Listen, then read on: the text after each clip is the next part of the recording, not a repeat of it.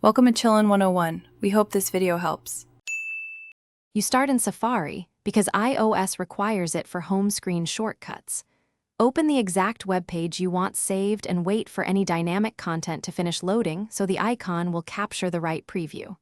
Once done, locate and tap the share icon at the bottom toolbar. If your toolbar is hidden, scroll up slightly to reveal it. This first action triggers the system share sheet, which contains the specific command that turns a web page into a home screen. Once the share sheet is visible, look for the Add to Home Screen option. You may need to swipe the app/action rows to reveal it. Tap that entry, and iOS opens a configuration dialog showing a preview icon and a name field. Edit the name now so it's concise and readable under the icon. After you confirm the title, tap Add in the top right. The system will place the shortcut on your home screen as a tappable icon that launches Safari directly to that page. You're almost done. Find the new icon and drag it to your preferred spot or into a folder. If you don't see the icon, make sure Safari finished loading the page and that you tapped Add. Retry the sequence if necessary.